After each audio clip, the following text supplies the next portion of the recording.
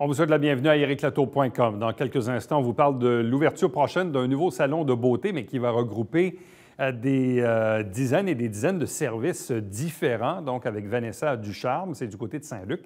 Mais d'abord, on parle de Saute qui peut. 3e édition. On attend des milliers de personnes au stade du Pont-Ford, au stade de soccer du Haut-Richelieu.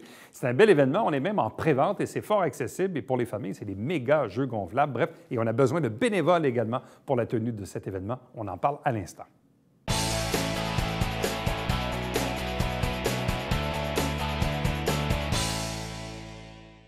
C'est un gros événement qui amène parmi nous des milliers et des milliers de personnes dans le temps des fêtes, ici dans la région. Parfois, l'hiver, on ne sait pas trop quoi faire avec les enfants. Bon, oui, il y a des activités extérieures, mais parfois, ça a ses limites. La météo, parfois aussi capricieuse, soit qu'il fait très froid ou qu'il fait très chaud, bref, ou qu'il pleut même. Et pourquoi pas avoir une activité intérieure durant le temps des fêtes? Et cela existe depuis maintenant quelques années. 3e édition de l'événement Saute qui peut, qui va se tenir les 28, 29, 30 décembre, de même que les 2, 3 et 4 janvier au stade du Pont-Ford, ici même à Saint-Jean-sur-Richelieu. 2 invités pour en parler. D'abord, Rodrigo Pinochet, qui est le président de Soccer au Richelieu. Bonsoir. Bonsoir, Eric. Accompagné d'Isabelle Gilbert, qui est la gestionnaire événementielle pour Saute qui peut. Bonsoir et bienvenue. Bonsoir. Comment ça a parti, ça, au début? En réalité, on avait eu un groupe de Québec qui exploitait ce genre d'événements dans la vieille capitale, qui était venu à Saint-Jean dans le but de créer un événement similaire. Le stade a servi comme point d'ancrage pour l'événement. Isabelle était parmi les personnes qui devaient créer l'événement à Saint-Jean. Ça s'est bien passé pour une première année, mais pas suffisamment au niveau des exploitants de Québec pour revenir une deuxième année. Alors nous, on a vu le potentiel de l'événement et puis on s'est aperçu aussi que pour Soccer au Richelieu, c'était beaucoup de jeunes familles qui assistaient. Ouais. Et c'était vraiment une clientèle cible chez nous. Puis le stade, on était surpris de voir comment beaucoup de gens ne connaissent pas encore le stade. Alors ces jeunes familles-là avaient l'opportunité de faire une activité à l'intérieur durant le temps des fêtes, puis en même temps, nous, bien, on se faisait voir.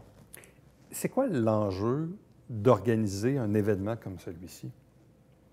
En fait, ça demande quand même beaucoup d'organisation, surtout pour les premières années, quand on le met en place, là, que ce soit trouver les fournisseurs de jeux gonflables, les fournisseurs en électricité.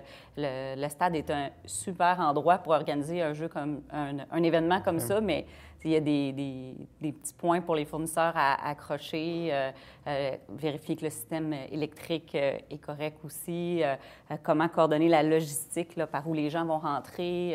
C'est sûr que c'est pas leur activité principale de recevoir autant de personnes en même temps, une même journée.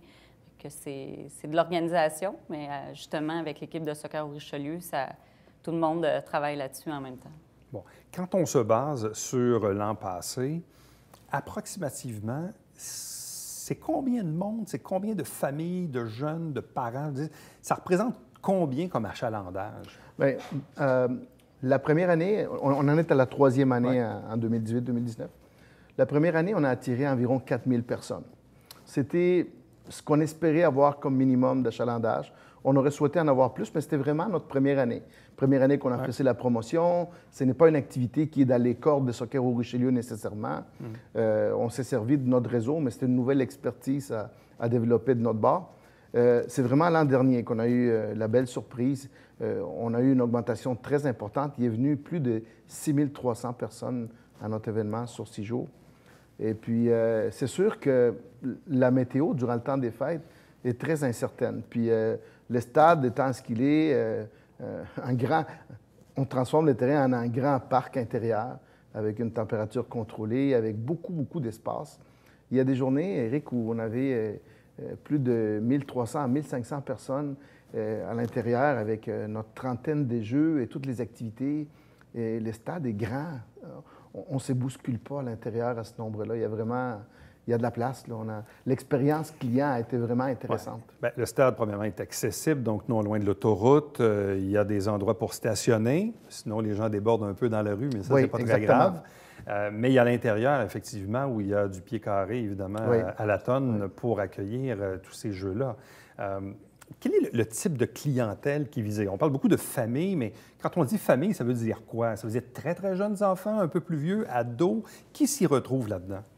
En fait, il y a des jeux pour tous les âges, là. On a des tout petits sautoirs, là. Moi, je dis toujours aux parents, à partir du moment où votre enfant sait marcher ou sauter, il peut venir. Parce qu'on a un petit coin pour les plus petits, là, sautoirs, des petites glissades. On a même une Uniprix qui nous fournit des couches, on a un coin bébé avec tout ce qu'il faut, chauffe-biberon et tout ça pour les mamans.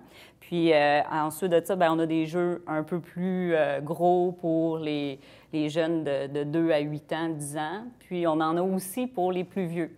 C'est-à-dire? Des courses, c'est ce qu'on connaît, soit Wipeout ou le Ninja Warrior. Là. Maintenant, la mode que les enfants aiment beaucoup regarder, là, des pistes à obstacles, dans le fond. Est-ce que les parents peuvent aussi aller dans les jeux ou certains jeux pour accompagner leurs enfants? Les parents peuvent aller dans tous les jeux. Donc, les jeux sont faits assez forts pour Est-ce qu'ils le parents... oui, on en voit à chaque année. Ça, c'est l'autre question. Est-ce qu'ils prennent un petit café ou ils sont vraiment dans les jeux, là? Il y a des périodes où ils ont vraiment le goût de lâcher leur fou aussi. La période des fêtes, c'est une période où on fait beaucoup de familles, beaucoup de rencontres, on mange beaucoup. Alors, sortir, être capable de faire une activité, de brûler un peu de calories avec les jeunes, c'est vraiment une belle opportunité pour les parents aussi. On peut passer combien d'heures, dans le fond? Disons, une famille arrive là, on y passe à peu près combien d'heures en moyenne?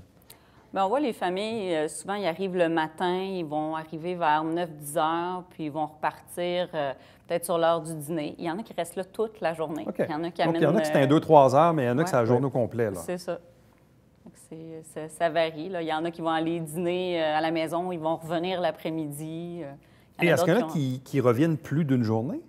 Oui, il y a des gens qui achètent des passes pour plus d'une journée. Bien, souvent, lorsqu'ils viennent la première fois, l'expérience client a vraiment été favorable. À venir jusqu'à maintenant, les 2 années où on l'a organisé, alors les gens repartent avec... Ils en parlent. Non seulement il y en a qui reviennent, mais il y en a qui en parlent. Il y en a qui viennent les deuxième, troisième, quatrième journées parce que d'autres personnes qui sont venues leur en parlent.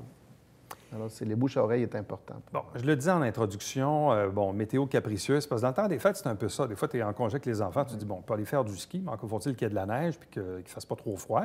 Mais le ski, ça coûte quand même assez cher aussi. Exactement. On peut faire du patin, mais encore là, du patin, patinoire extérieure, souvent dans les quartiers, malheureusement, c'est pas encore totalement pris. Après ça, il reste quoi? Il reste le cinéma, IMAX à Montréal. J'essaie de me rappeler, quand les enfants étaient plus jeunes, c'était un peu ça. Ça peut représenter quoi en termes de dépenses pour le portefeuille des parents quand on décide d'aller passer une journée à Saut-de-Qui-Peut, Isabelle ou Rodrigo? On est soucieux de ce côté-là. Je veux dire, on a créé un événement familial. Soccer au Richelieu, on représente justement l'activité soccer, qui est une activité en soi très accessible. Alors, on a des forfaits familles qui peuvent s'acheter en pré-vente à 30 $. 2 adultes, 2 enfants. 2 adultes, 2 enfants, 30 $. Taxes incluses pour venir passer une journée ou une demi-journée, il n'y a pas de limite. Mais non seulement ça, on a même conservé notre tarification inchangée après la 2e année. On trouve qu'on a un beau succès, on veut le partager et c'est la façon qu'on a, nous, de retourner ça à nos familles. Bon. Clientèle locale élargie, régionale, qui vient à Saut-de-Qui-Peut?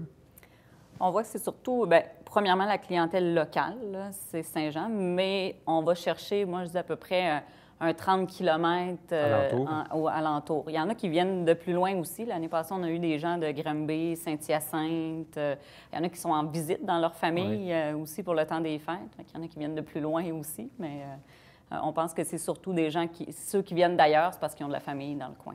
Bon. Tantôt, on disait, 30 $, pour une famille. Là, il y a comme une pré-vente également qui s'opère? Oui, pré-vente jusqu'à la mi-décembre.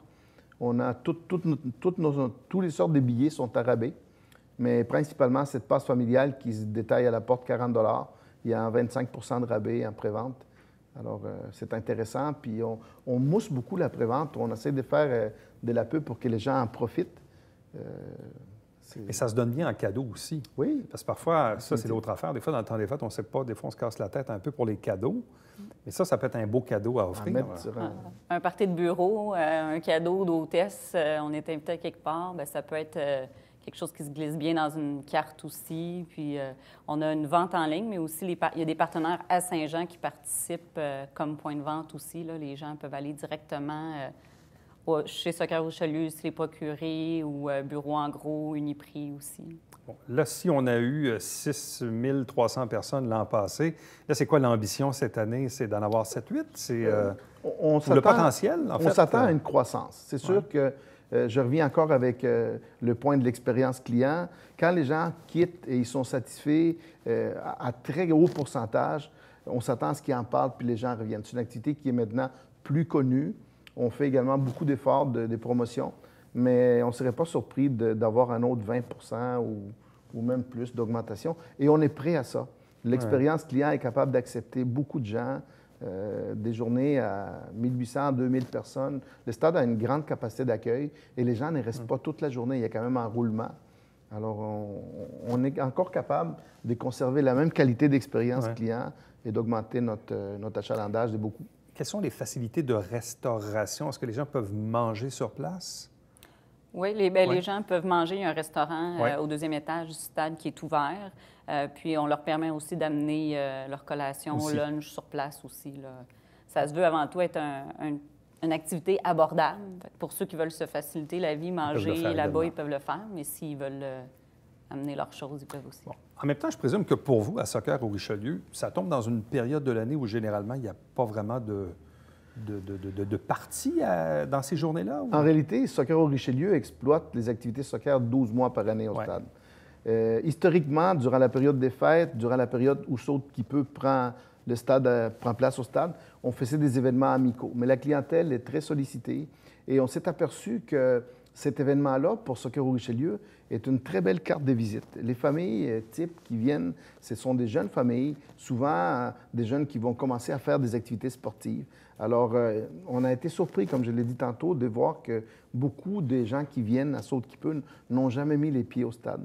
Alors, ça nous permet également de nous montrer et de leur dire que durant le reste de l'année, il y a d'autres activités d'introduire le soccer. Bon. Même, je crois que vous avez d'autres types d'événements aussi là, qui s'en viennent dans le stade. Donc, vous avez vraiment le potentiel d'accueillir autre chose que du soccer. On a commencé à accueillir des expositions et des salons aux périodes où c'est possible de le faire, parce que notre clientèle sportive utilise beaucoup les stades. Alors, il y a certaines périodes de l'année où c'est possible et on essaie d'exploiter maintenant ces événements-là. Alors donc, 28, 29, 30 décembre, 2, 3 et 4 janvier. Donc, 6 jours de Sault-Kippeu au stade du Pont-Ford, ici même à Saint-Jean-sur-Richelieu. Donc, saultkippeu.com, prévente jusqu'au 15 décembre. Et donc, encore une fois, des méga jeux gonflables et des belles surprises à venir pour cette édition. Donc, à vous deux, merci beaucoup. Merci. Et bonne chance. Puis, on souhaite bien sûr d'aller faire un tour durant le temps des fêtes. Merci. Restez avec nous, puisqu'au retour, on vous parle d'un nouveau salon de beauté.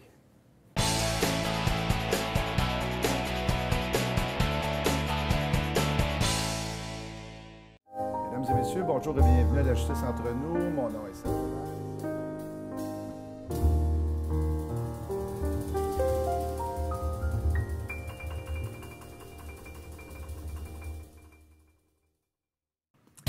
Salut, ici Alexandre Baudouin. Et François Trépanier. François, cette semaine à Sport Express, on parle d'hockey élite. Oui, avec Jean-François Barry et Serge Brousseau qui sont avec nous. Oui, monsieur. Et à la toute fin, des beaux petits cadeaux de Noël Oui, également merci, grâce à Jean-François. Voilà, manquez pas ça.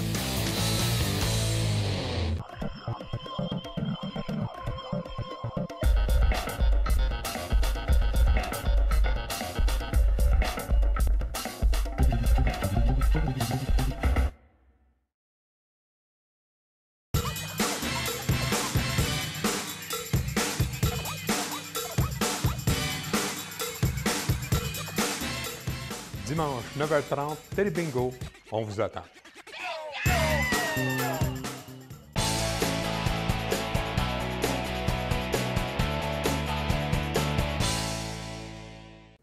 Dans quelques jours, on va procéder à l'ouverture officielle d'un nouveau salon de beauté situé dans le secteur Saint-Luc, plus précisément au 409 boulevard Saint-Luc. C'est un peu dépassé le restaurant sympathique Plomberie Saint-Luc, un peu dans la courbe qui nous amène vers le rang Saint-André.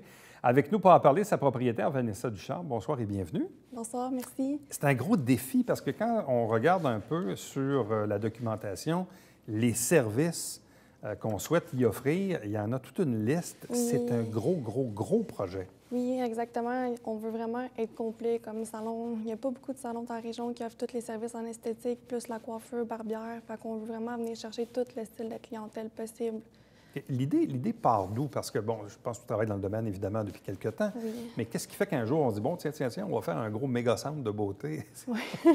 Ça arrive comment, ça? Non, c'est ça. Bien, ça faisait longtemps que j'étais à mon compte. Après ça, il y a des personnes qui se sont ajoutées avec moi, puis il y a eu des services qui m'intéressaient à aller chercher. Par la suite, c'était trop petit. Fait que je me suis dit, ben, pourquoi pas me lancer? Ça fait comme depuis 2009 que je suis là-dedans. Je suis rendue là, je pense, dans ma vie. Je vais avoir 30 ans, tout va bien. On est prête à faire le grand saut, là. Bon, là, en même temps, c'est aussi un défi personnel et professionnel parce que tu as quand même des jeunes enfants, dont une toute petite qui a à peine 3 mois. Oui. Puis là, vous vous lancez dans un gros démarrage de projet. Les nuits sont courtes. Bref, il faut être en forme. Exact. Bien, en fait, on fait un travail d'équipe. Pas le choix, on se soutient, puis en s'aidant, puis on réussit à faire des grandes choses. Fait que tout est possible, en fait. Même avec des enfants, quand on veut vraiment, tout est possible. Bon. Pourquoi cette idée d'avoir un centre avec beaucoup de services? Tu dis qu'il n'y en avait pas vraiment comme tel qui regroupe. Non. En quoi c'est nécessaire ou demandé par la clientèle d'avoir un endroit qui offre l'amalgame de services? Bien, en fait, il y a beaucoup de monde souvent qui viennent, exemple, avec leur chum. Des fois, ils attendent dans la salle d'attente. Ils disent, ah, crime, tu sais, c'est plate qu'il n'y a pas de coiffeur ici. J'aurais pu me faire les cheveux en attendant. Ou sinon, il y en a qui venaient avec des amis ou avec quelqu'un de la famille. Puis souvent, c'était des services que j'avais pas, tout ça. Ça t'intéresse-tu de faire ça? Puis plus que je voyais qu'il y avait des demandes pour d'autres services, je me suis dit, en fait, pourquoi pas essayer? Pourquoi pas le faire? La demande est là. Exemple, quelqu'un qui va se faire couper les cheveux peut faire une extension de cils, va faire un micro-needling. Tu peux tout faire à la même place, puis avec les mêmes personnes aussi. Fait que c'est le fun aussi. Tu peux tout le temps voir les mêmes personnes, te sentir à l'aise, que toujours d'aller à des endroits différents pour pouvoir faire des services. Je trouve que c'est bien de tout regrouper à la même place. Exemple, tu as un certificat cadeau à Noël, tu sais, d'une telle valeur, tu peux faire plein de choses. Tu as plein de choix, vraiment, pour tous les goûts. Bon, le bâtiment du 409 boulevard Saint-Luc à Saint-Luc, ça ressemble à quoi en termes d'espace? Vous êtes aussi en train de le rénover, tout ça. Donc, ça représente quoi comme espace? C'est quand même assez grand. Je te dirais, c'est à palier. Quand tu rentres en l'intérieur, c'est vraiment fait à air ouverte. Au début, non, on l'a comme tout cassé les murs pour agrandir. C'est vraiment à air ouverte. Par la suite, il y a des petits steps. Tu montes un petit step. Il y avait 2 pièces, mais là, on a fait une grande pièce qui va être la salle pour plus l'esthétique pour les femmes. Ça va vraiment plus la salle girly, féminin, que tout va se regrouper là. Fait que ça va être le fun. C'est comme ma thématique. Puis ensuite, tu descends un autre step. Puis là, c'est la place pour le slim wave, plus pour ce qui est tout remodelage corporel. Après ça, il y a une salle qui est plus médico-esthétique. C'est des paliers. C'est ça qui est intéressant, c'est que c'est pas tout ensemble. C'est des paliers différents. Fait que c'est grand. C'est vraiment grand. Et là, dans le fond, qui va y travailler à cet endroit-là? Des travailleurs autonomes, des employés? On est quasiment tous des travailleurs autonomes. Principalement? Oui, OK. Exact, oui. Ça va être pas mal être tout ça. Puis certains services vont venir une fois de temps en temps, comme exemple, tout ce qui est laser. C'est plus un service aux 6 à 8 semaines. Donc ça va être une fois de temps en temps. Il va y avoir des services qui ne seront pas tout le temps à temps plein non plus. Ça peut être 2 jours semaine ou c'est ça, selon les besoins. Ça. Il y a beaucoup de services, mais ce pas tous les services qui roulent à temps plein non plus. Bon, et potentiellement, on peut accueillir combien de travailleurs et de travailleuses dans le bâtiment? Là, pour l'instant, on va être environ 10, mais on peut être plus. Ah ouais? Oui, c'est vraiment bien. Juste en coiffure, il va y avoir 3 coiffeuses puis une barbière. Fait que déjà là, ça fait 4 personnes, plus en haut, la grande salle, on peut accueillir au moins 6 personnes à travailler aussi, puis plus les autres pièces. La réceptionniste, etc., ça va vite quand même. Bon, quand on regarde dans la liste de services, puis là, je vais en nommer quelques-uns, puis là, on va faire un peu de découverte. Bon, on parle de massothérapie, évidemment, on sait ce que c'est, extension de cils, rehaussement des cils, extension de cheveux, lissage brésilien. Qu'est-ce que c'est? En fait, c'est un traitement qui va vraiment aller chercher à l'intérieur du cheveu pour réparer tout le cheveu au complet. Ça, moi, je ne suis pas spécialiste là-dedans. C'est des techniciennes qui vont travailler pour moi, qui sont aussi coiffeuses, qui vont faire des traitements, mais ça va vraiment renouveler le cheveu, là, vraiment un traitement en profondeur. Et quand on parle de botox capillaire, qu'est-ce que c'est? C'est pas un botox comme on peut s'imaginer. C'est pas comme, exemple, le botox pour les lèvres ou pour les rides. C'est vraiment un concentré qui va aller vraiment renouveler le cheveu. Je te dirais que ça se ressemble beaucoup, les 2 traitements ensemble. Ça se ressemble beaucoup, c'est juste différent. Selon certains types de cheveux, c'est mieux, exemple, botox capillaire, puis d'autres types de cheveux, c'est mieux lissage brésilien. Ça va vraiment être la technicienne qui va aller définir, en voyant le cheveu, c'est quoi le traitement qui est adéquat. On a les soins de la peau, on a l'esthétique.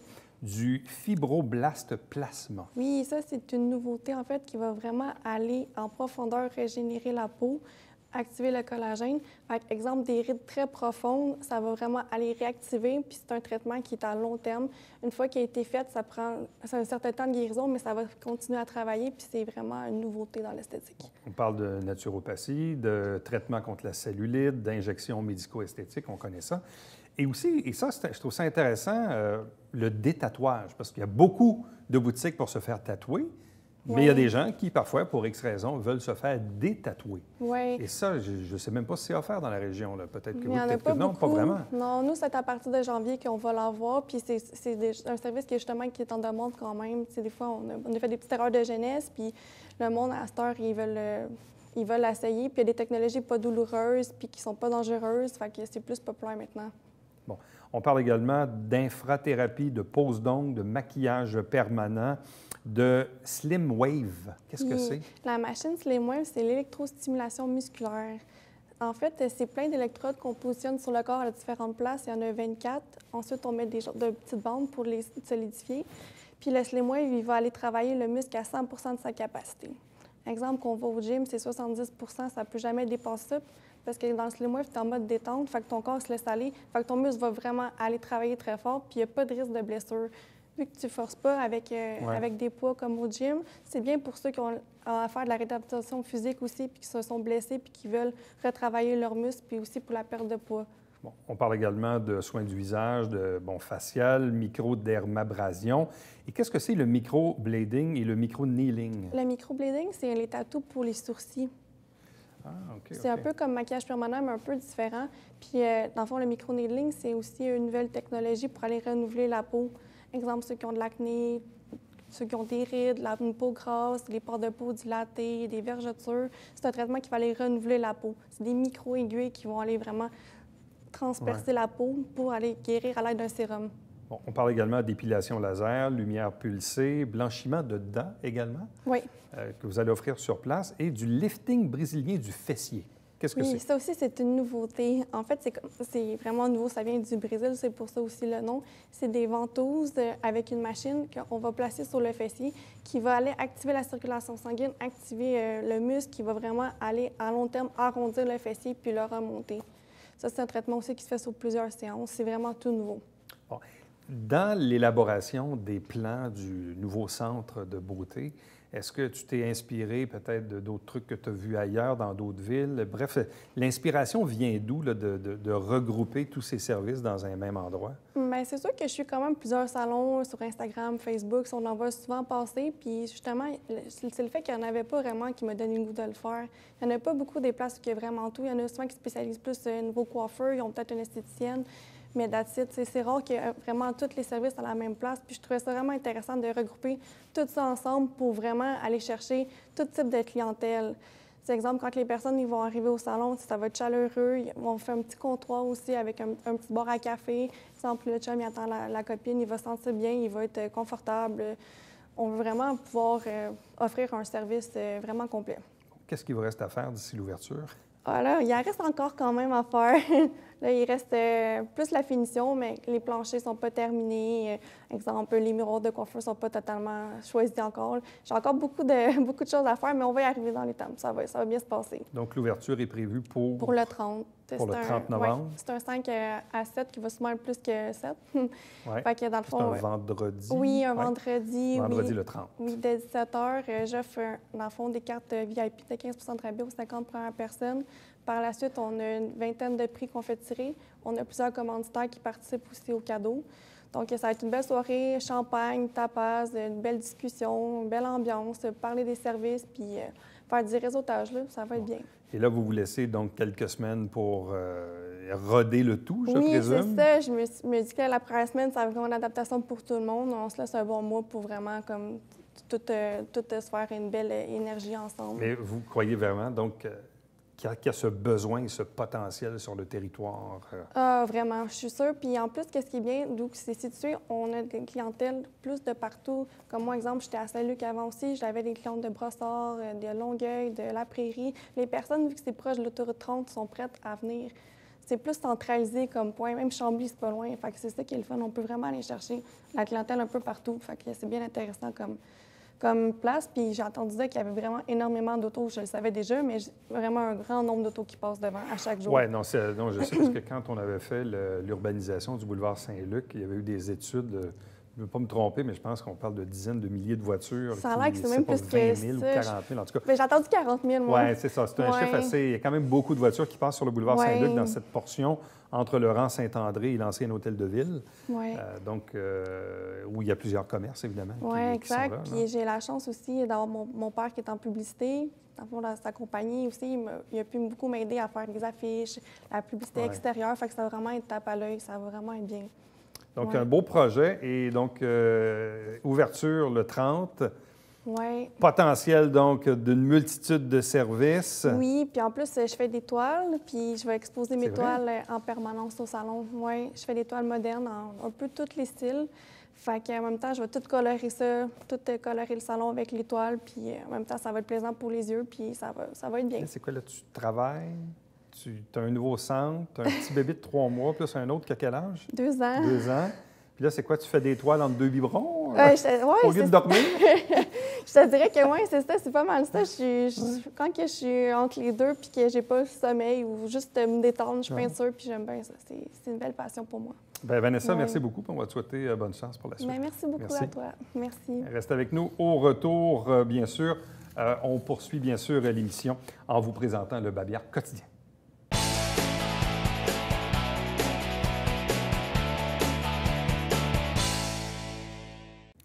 Mercredi, le 5 décembre, du côté du pavillon des loisirs à Saint-Alexandre, il y aura une collecte de sang.